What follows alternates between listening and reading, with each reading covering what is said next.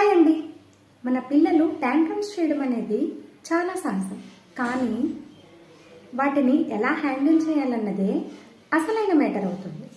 First of all, పిల్లలు ఎప్పుడైతే గట్టిగా ఏడుస్తారో మనం చాలా కామ్గా ఉండాలి. ఎలా అంటే వాళ్ళు ఏడుస్తున్నారు కదా అని మనం వాళ్ళపై కోపం పడ్డామనుకోండి, వాళ్ళు మరింత ఎక్కువ చేస్తారు. నెక్స్ట్ వచ్చేసి వాళ్ళ ఫీలింగ్స్ని ఐడెంటిఫై చేసి ఎలా అంటే నీకు కోపం వచ్చింది కదూ అలా చెప్పాలి. నెక్స్ట్ మళ్ళీ డిస్ట్రాక్ట్ చేయాలి, అంటే దృష్టి మళ్లించడం. ఇప్పుడు ఒక ఆటలో వైపు మళ్లించడం కానీ, లేకపోతే ఒక స్టోరీ చెప్పడం కానీ, లేకపోతే అలా కాస్త బయటికి తీసుకురావడం లాంటివి చేయాలి. లాస్ట్ అండ్ ఫైనల్ ఏంటంటే రూల్స్ మార్చకండి.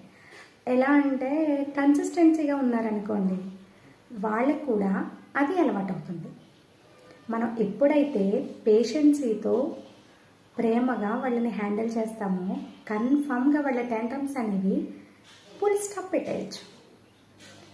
టాంట్రమ్స్ అంటే అసలు ఎలా ఉంటాయి అన్న దాని గురించి నేను ఒక వీడియో చేశాను. ఆ లింక్ని కామెంట్లో షేర్ చేస్తాను. తప్పకుండా వీడియో చూడండి. Thank you.